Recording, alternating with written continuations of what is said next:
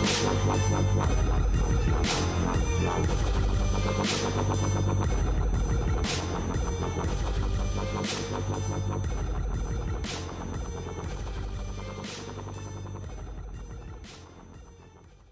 everybody, and welcome to episode number 8 of Everything But the Podcast. As always, I'm your host, Tony Saurus Rex.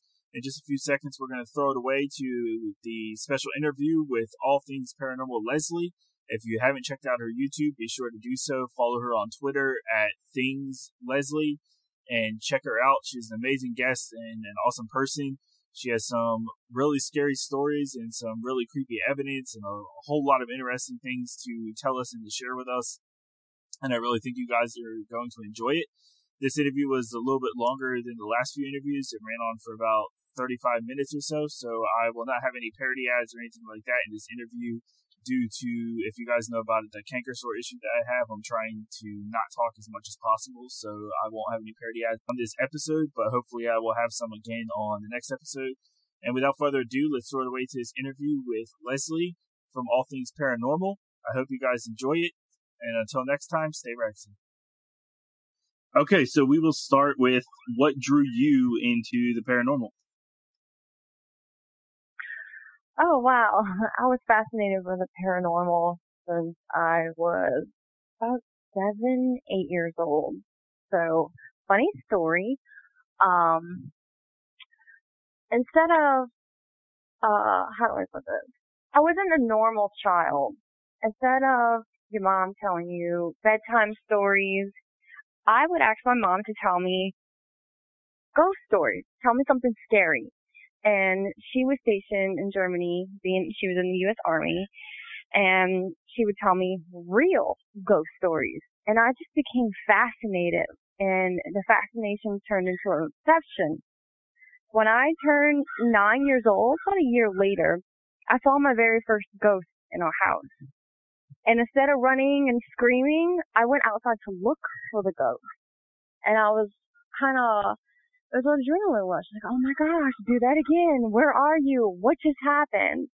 And ever since then, I have been very, very highly into the paranormal. That's a really interesting childhood for sure. Yes. Like, it's a little different than most people's childhoods, which is pretty cool because it's almost like you were just born to be a paranormal investigator. My childhood was very different. So we grew up dirt poor, like trailer park trash type poor. We didn't have cable. I didn't have internet. We didn't have house phones or anything like that. And we didn't have, we had a car, but it was broken half the time. So we walked everywhere we went. So we would entertain ourselves. My mother thought maybe I had an overactive imagination. When I was in 4th grade, a year after seeing my first ghost, we started having paranormal activity in the house. Well, that's because me, being me, I was very determined at a young age after I saw my first ghost to do what I didn't know at the time was a seance. And I thought I was just trying to call the spirit, to come into the house. I didn't know you're opening portals. I didn't know any of that. And I was just very drawn to it. And my mom would just tell me I have a very, active imagination and whatnot. And it opened up things that I never knew existed. Right. That was actually kind of a segue into another question about if you've ever dealt with any malicious entities or attachments. Never dealt with attachments. So another thing, a lot of people don't know this. Like, I'm just starting out with my YouTube channel because I want to tell a story. You see Zach Bagans on Ghost Adventures doing his thing, and he's been out for day one. I'm not gonna lie, I've been watching him from day one. He's right. My idol, the person that I'm like, I want him to know who I am. But I'm doing it because I want to tell a story because of the things that I've been through. I never had any attachments, malicious, entities. I've had an incident when I was a kid, still living in that trailer where it was a one night thing where it started to become violent. We thought maybe it was a passing spirit. We don't know what happened, but it would start to throw things at me and my sister when we were in the room. My mom came in and she stopped it, read the Bible, made me sleep with a Bible under my pillow, and she said, you say random Bible verses, it makes it go away and whatnot, and it did, and I knew through that Bible I could conquer anything.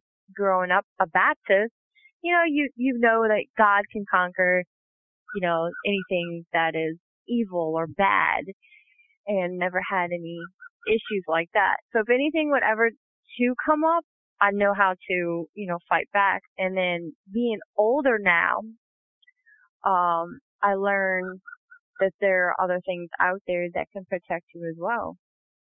Right. That's pretty cool, because that would have segued into like how you got rid of it, but you pretty much just explained exactly how you got rid of it, so I didn't even have to ask that question. Sorry. In terms of investigations, what has been your favorite place so far to investigate? So far, my favorite place, I would have to say the Myrtle Plantation, because we go there every year. We've been there for 4 years straight now. It's my mother, my sister, and myself. After everything we've been through in life, we decided to go there as a tradition, go there same year in July, the same time, between the dates of the 20th and the 22nd, depending on how that weekend falls. And it's because every time we go, we sleep in a different room, whether it's a room in the house or it's in the cabin. And the experience is always different. For example, this year we went and we went to the burial grounds where the owners were. Every year we go, we listen to the same stories, we find out different things. And we're like, oh, well, we didn't do the cemetery with you. We go. Of all people, my sister gets touched. And the video, even though I directed, I produced it, I edited it, and I marketed it. I do everything for it. And she reviewed it one time, and no matter how many countless hours I spend editing this video and going through it, I'm like, okay, final touch, put it on YouTube. She came back and said, hey, look, I caught this. Look what you missed. At the very end of the video, you see like a face of the ghost, the actual ghost, in the window. And I'm like, that's where I heard the noise, where it felt like that it threw something at me right when I was walking. So far, because I haven't been traveling a lot yet, it would have to be the Myrtles. Right. And that's funny too, because sometimes it's just that extra pair of eyes that can catch the stuff that you might miss doing everything on your own. Exactly. Are there any locations that you haven't been to but you would like to visit in the future? Oh, yes. So I can tell you about 2020. 2020 is going to be a huge year for myself and my filming partner. My filming partner is Samantha. She's in quite a few of the videos. We are going to book the Sally House in Kansas, the state of Kansas. And Sally House is known for a demonic entity. So we're actually going to pay to spend the night, and we get to rent the house out by ourselves with this demon. Another place that we're planning on going to, we're going to the Notaway Plantation here in Louisiana. It's White Castle, Louisiana. It's like it's very, very old. I want to say it was built in 1840. I could be wrong. Could be wrong about the year. But it's like one of the Annabellans. You know what I'm talking about? Yes. Like, style mansions. It's not just like any old plantation. It's the structure of it. We have plans to make a return trip to St. Louis, Missouri to spend the night at the Lent Mansion. We're also going to Tennessee to the Bell Witch Cave. We have talked about Waverly Hills, making our way to the Amityville house. Now, we can't go inside of it, but being there, knowing what happened, because I truly believe that, Ronald DeFeo was probably influenced by something not of this earth. I'm not going to say evil. It could have been anything. But I believe that, because it has to be spiritual for you to do something that heinous. I mean, how you say this? My pronunciation's horrible. So to do something that evil, that malicious, to kill your own family while they're sleeping, and for none of them to wake up to hear the gunshots go off for other members. Right. It had to have been something spiritual. Yeah, it makes sense that there would be something influencing that situation. Yes. I don't know all the locations on the top of my head, but we pretty much, anything and everything that is on America's top 50th haunted is where we plan on going. So Winchester Field House, Texas Chainsaw Massacre House. That's just, to go and see the house because it's in the movies, because no one really has the balls to do anything like that. Right. That just there sounds few cool. Other... You piqued my interest the second you said Texas Chainsaw House. Yeah, definitely want to go there. There's got to be some kind of activity, even if, the house, like the newer house that they use for the newer movies, like that just looks creepy. There's got to be something in there. But there are plenty of places I can't think of in Texas I want to see. I don't have my itinerary in front of me, but you name it, and we would probably have it down. That's cool. So you're going to have a busy year next year, but a fun year, really, when it's something that you enjoy. Oh, yeah. What would you say is some of the best and creepiest evidence you've received? So far, the creepiest evidence, besides my sister getting touched, which I'm so happy I caught that. I know that sounds like, wait, what? But not to a paranormal investigator, because that's like their right. dream. I antagonize the spirits at times. It's like they're afraid of me. Even in videos it looks like that. They won't really communicate too much with me, but they will go off and communicate with other people, or it depends on what your spiritual level is, on how they communicate. My sister, obviously, she got touched, so her spiritual level is kind of like she's protected, but not so much. And depending on what was trying to communicate with her, which is why that happened. But besides that, I do have recordings that I don't put into my YouTube videos for controversy. And I've had demonic being come through a few times and basically told me, like, we were at the Myrtles, again, using that. And it was telling me messages about a spell that was done. We can get into that later, but a spell that was done, and I had forgot about it. And it was basically, the demon gave me his name.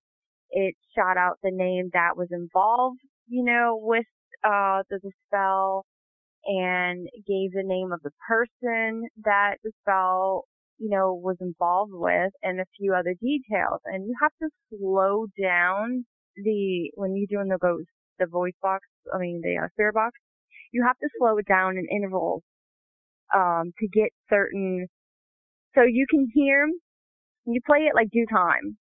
You can hear the spirit box, like how you hear it in the video. Like you'll hear, the human voices, you'll hear the spirit box voices. You slow it down at certain intervals, you can hear, actual spirits. You slow it down even slower. That's when you're going to get to the demonic. And there are things that it said where I'm like, oh, I can't put this out in public because, it could cause like a thing to happen, like a ripple of effects to happen if it carries out this spell and how it's supposed to. Right. So, because they can attach themselves to people or things through electronic, it's like a disease, or through TV, and that's a portal for them. Yeah, you must have, considering that you didn't get any attachments in that situation, I guess you'd consider yourself lucky there, because that sounds pretty terrifying. I don't believe in luck, and I tell you why. So, knowing that this conversation is going to go out there to the world, and I'm pretty okay with that. My story is to tell people basically of things that I've went through and things that helped me and saved me without judgment. So fast forward now, I'm 33 years old, And I remind you, my very first spirit I saw was me being 9, and I've had all the supernatural things you could ever think of happen at 9 years old. When I turned about 13, 14 years old, I remember asking my mom if we had some kind of gift or was I different, because I knew things that other people didn't know. And I'm like, how come I know things before they happen? Or if I think of a name, like my friend Dawn, she would call. And I knew it was more than intuition. I knew it was more than, guts. I never believed in all of that. Come to find out, maybe about 10 years ago or so, that I have a strong bloodline of witches, my family. Right. And I freaked out at first because I was like, there's something that you play around with when you're a child, And my sister and I used to pretend like, we were witches when we were kids, and we used to do like a rain dance and it would rain. We didn't know it was real. We didn't know. It was oblivious to us. So come to find out after, talking to a few of my first cousins and other family members, like, yeah, and I'm like, no, that means witches got green nose and they sell themselves to the devil. And I said, no, that's not what it is. Did a lot of research and it all made sense. So I took what was my natural gift and I enhanced them by meditation, by development, knowledge, reading, talking, to spirits. And I took the occult and made it a part of my life. And it goes hand in hand with the spiritual world. Growing up, I grew up Baptist. But I know that there was more than God out there. And people mistakenly will easily label it as Satanist. Not Satanist, I don't worship the devil. But I have no problem with white or black magic. For me, it's great. It just is. Justice is justice. You do wrong, you're going to get wrong. You're sick, you need healing, I'll help you. Financial gain, you money, spell, do money. So when I go into these places that are haunted, I call upon the things that I believe in, my goddess. And there are certain, like sometimes I wear my rings or I wear necklaces or have something on me at all times where I'm just protected. And all I have to say is one or two names, for my deity, and I'm fully protected. And the goddess I worship is actually the mother of spirits. She's also the mother of demons, demons to, Christians. But we call them demons because for us, they're evil, but they also have a good purpose because at one time they were angels. Not saying we worship them, but we respect them. Right. So it keeps us from having the attachment. That's interesting. I want to get into also your haunted dolls because I know I've seen that you have haunted dolls as well. Yes. So obviously we had to bring that up because I don't know how you're not creeped out by keeping them in your house, but I want to give you a chance to talk about them. Okay. Last December of 2018, when I started, I had like 150, maybe 200 subscribers on YouTube at the time. I wasn't really promoting myself. So I'm like, well, you know what? I've always been fascinated with haunted things, period. Why not own a haunted object? My very first haunted object I bought was my doll Lilith with the red eyes, the creepy one. Well, everybody knows that Lilith's supposed to be like a demon. I'm like, well, I don't know if I believe that. I believe in ghosts, but I have to see it to believe it to know it's haunted. I'm like, just, get the doll, did it on it, won. Got, the box in the mail, and I felt lightheaded when I first got the box. I'm thinking it could be a mind thing, So I cut the box open, put the doll down, and like kind of walked away for her for about 3 days. Nothing happened. Like, all right, well, locked her in my storage for a little while. Bought my second haunted object because I thought it was really cool, which was Sally. I had her, and I kept her in my house because, okay, for me, I have the demon doll in storage. I have the regular ghost doll at home. So I go for a walk. I have her on my shelf in my room, and I'm gothic. So this stuff does not bother me. It just, I have my goddess that protects me. I have my altar in my house. I'm constantly doing protection spells, on me in my house, my kids, everything around me. So it doesn't faze me. I go for a walk, starts raining. So I come back home. I open up my door. I come through the house. I'm like, why does my house smell like gas? The gas stove was on. I was like, oh no. Right away I thought it was my doll. Right. So I'm like, what is going on? Turn it off. I ended up bringing the doll to storage, needless to say, about a week later. Then I had to go out of town for job business. They booked a hotel. I brought both dolls with me to the hotel. I'm like, okay, we're going to see who's on it. Well, did a spirit box session on them, and I had my cat with me. We're all in the hotel room. The cat just so happens to pass by the dolls, and they're yelling his name. His name is Negan, like The Walking Dead. Right. And they're saying one of the dolls says cat, one says kitty. I stopped the ghost box session and go to bed. And I just had a strange feeling like I wasn't alone. About a week later, still in the hotel, out for business, going up the stairs to the hotel, and I felt like there was a man present. And needless to say, it was a full moon. Go upstairs to my hotel, and I'm in my room. I did another ghost box session. And not only are the spirits talking to me, but when I ended the ghost box session, the covers looked like they were moving. I'm like, maybe I'm just tired. My business trip ends. I come back home with both the dolls. I did not have time to bring either one of them back to the storage unit, so they stayed with me for a little while. Okay. Sam moved from St. Louis down here to New Orleans with me. And she texted me right away when I was at work, and she said, she did the dishes, put the dishes on one side of the sink, and the other side of the counter is completely empty. She walked past the kitchen to go out the back door to run trash, and the piece of pan literally flew at her. She took a picture and she sent it to me, and it was literally it was hanging off the counter. Like, if it would have been pushed a little bit more, it would have fell. I was like, no way. And I knew she was doing the dishes and where it was because she started doing that before I left to go to work.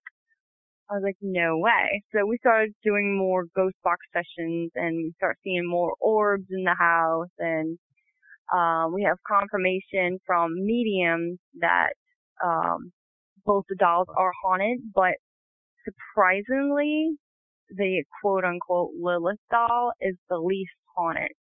Sally is like full-blown anger spirit, murdered in another life, and she was like in her early 20s when she was murdered and was by a man, so she's not happy at all. Right. After we understood that, having them in the house, because we keep them here now, on the shelf, they're contained, but we feel like more interactions with them, and well, we're sorry that happened to you. We're females too, and we've been through this and that. The dolls show less, I would say anger activity. Because it's like they're relating to you as females, basically. Yeah. We're not looking at them as an invisible person that, oh, you're dead, you're gone, your story's over. We're looking at it as, well, if you're attached to this doll for a reason, because maybe it was in the room, it was present somewhere when you passed away, this is your way, your portal of coming back for, to tell your story. And us getting the doll was, maybe a sign for me to help you. So it's kind of, personally, I feel like that if you understand the quote-unquote haunted object a little better, then your hauntings will be to a minimum. Right. That actually makes a lot of sense. What would you say in terms of investigating? What would you say is your favorite part about investigating? My absolute favorite part I have a few of them, but my absolute favorite part of it is going into these places where it's dark, it scares the living bejesus out of you, and no one else will do it, and you're like, I will do it, because it shows bravery, it shows guts, and it shows a spirit that if I'm not afraid to come all this way to see you, what makes you think that I'm going to be afraid if I actually see you? So Right. it's the bravery that's going to lead to an adrenaline rush, and the adrenaline rush that leads to the bravery. And you're standing there just sometimes in the dark, literally, where you can't see anything. Like, all right, if anything's going to happen, it's going to happen, but we're not going to be able to see it. We'll hear it. And Right. it's amazing. Yeah, and that's cool because like I'll watch stuff like I watch your show and I'll watch paranormal stuff all the time, but I will not physically do one. I'm just like, no, I'm not. I'm just better not to risk it. But how would you say Yeah. for you? How do you prepare mentally and physically for an investigation?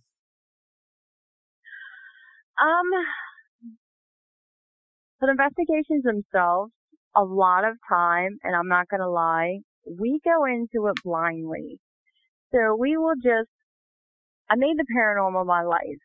I have haunted dolls, in my house. I have, all of my occult things, in my house, my altar.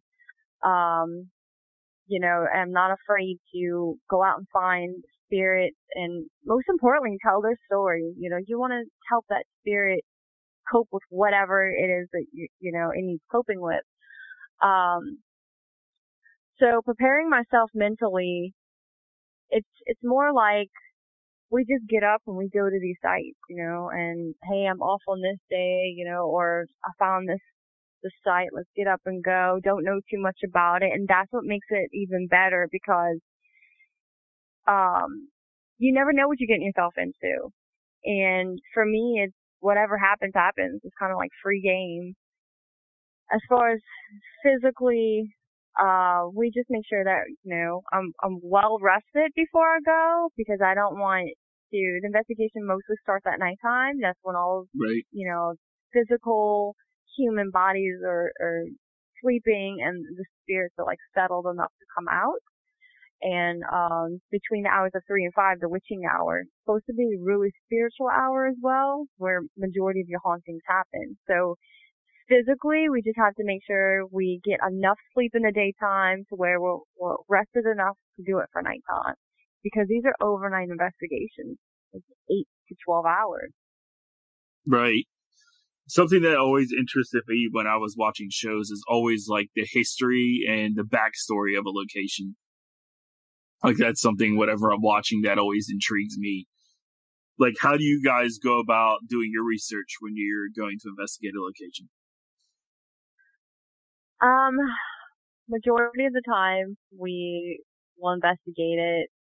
So we're doing better now. Before we would do it like 3 days in advance. Now we do it as soon as we know, okay, we got that location, this is booked, like we paid for our stay here. We will, from the time that is booked until we go, we are, getting the backstory, the knowledge as much as we can. And, a lot of times we arrive to the locations and we're all excited and we know we're going to film, and then you start, the camera starts rolling and you just freeze. You're like, oh my gosh, I forgot everything here. So, during the actual like investigation, you remember bits and pieces, and we heard pull out our phones and kind of cheat a little bit. And what would your advice be if someone was looking to get into the field of paranormal investigation? What kind of advice would you have for them starting out? First and foremost, paranormal, period. The paranormal, it's a very tricky world. You never know. It's like a Ouija board. You never know what you're going to get, who you are speaking to. You could go to a place that's not known for demonic, and it could just be a regular spirit. I mean, it could be, okay, so you can go to a place that's not known to be demonic. You're talking to a spirit that you think is a spirit, but it's actually a demon. Right. Certain things like conversations can invite it. Like just acknowledging it, you're inviting it in. So the paranormal is not for people just to pick up a cell phone or camcorder and start recording and like, oh, look at me, you know, I'm recording to get paid. You have to have some kind of spiritual connection with that side of, you know, the world or that side of life. So my advice would be to definitely do as much research that you can about the paranormal itself. Find where your roots come from that makes you so intrigued or obsessed with it. Maybe it's a calling because it's in your bloodline some kind of way. Like, for example, for me, because I'm a witch. Right. My advice would be to have some kind of protection, whatever it is that you believe in, whether it's God, it's something with the occult, it's spiritual, or ancestors. Call in something. Always have that backup with you. Never go empty-handed. And to make sure that you go into it without being scared, because they will thrive off of fear. You know, if you allow fear to hold you back, you will never live, period. And for me, going to these dark places, even these small confined places, because sometimes you have to go in like crawl spaces or underneath the house, or like I'll disappear somewhere off in the woods or something. You have to know that there's a possibility that physically, you know, you could get trapped, and maybe the ghost wants to play, you know, peekaboo and jump out on you. So you have to know that at some point there's going to be some type of fear that comes over you. You have to fight that, because if you don't, then you're never going to know what's beyond that. They're going to keep coming, oh, you're scared of this. This is what we're going to use against you. So if you Right. show them I have no fear, you're not going to bully me, then it makes the investigation a lot more smoothly, and it shows that, okay, I can protect myself. So you're a lot less vulnerable. Yeah, and if they're preying on the fear and then you get like trapped in a situation where you're scared, I guess that could be more potentially dangerous for you as well. Yeah. All right, we're running out of time here, so I want to hit you with one last question. This is going to be just a random question. If you were a, say, prankster spirit or mischievous spirit, who would you want to haunt to like mess around with? Who would I haunt? I would probably haunt my sister. Definitely, no doubt. Her and I, we are very close, and we started out this in paranormal world together. We experienced the same things at the same time. We're 4 years apart, but the moment I started experiencing things, I tell her, and then we would just do things together. So I think that, you know, and it'd be funny because I know her reactions and how she would, you know, react, and you know, I can hear her fussing, you know, stop doing that. My name's Leslie, but in the South, everybody's named Felicia. Stop that, Felicia. Put that down. Felicia, turn off my ceiling fan. So it would be pretty amazing. Yeah, it would be pretty funny. That was a cool way to end this episode. Leslie, thank you so much for coming on the show. I really had a blast enjoying you, and there was a lot of really good information and evidence and a lot of creepy stuff that I think the listeners will enjoy. Yeah, thank you for having me. It was a pleasure. Before we get off, I want to give you a chance to do any shout outs and leave your links, like tell people where they can find you, like your YouTube, your Twitter, and all that kind of stuff, so that listeners know where to find you to check out your content. You can find me on YouTube. It's All Things Paranormal, Leslie. Go like, share, subscribe, comment. I love everybody's opinion, whether it's good or bad. Opinions matter to me, so that way I know if I'm doing something wrong, I can fix it, maybe do something different. If you like it, great. Then I know your taste and I can keep going. I'm gonna go keep going regardless, but just saying. Right. Twitter is @ThingsLeslie. I also have a Facebook group. same thing. My name is All Things Paranormal Leslie, all across the board. I don't have an Instagram at the moment. That is still in the works. I want to give a shout out to everybody on Twitter who is following me. Can't think of everybody, but Tony, you are like my number one fan, my number one supporter. I'm so grateful to have met you. I want to give a shout out to Joseph and Third Eye Paranormal, Rhonda Beck. Her and I, we started the YouTube together, and then we branched off different directions because we just, our lives kind of changed a little bit.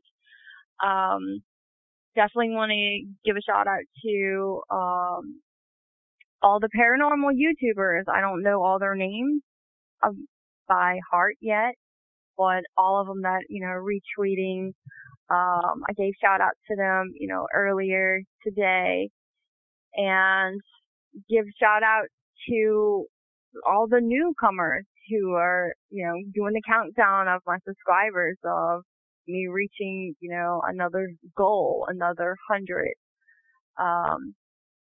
And shout out to my filming partner, Sam, because her coming here and helping me has really been a thrill, and I'm very spur of the moment. So having an extra person is so much better and easier just to get up and go film, knowing that you're not physically alone. It's less dangerous. So I'm grateful for that. I'm grateful for, my sister and my children as well, because they push me every day to do better, to be better, and to do this. All right, Leslie, thank you so much for coming on the show. We're going to have to do this again sometime when you get even more investigations under your belt, maybe next year, because you mentioned a lot of places that you're going to next year. So I'd love to talk to you about those places after you investigate them. Oh, yeah. I can't wait. I'm looking forward to it.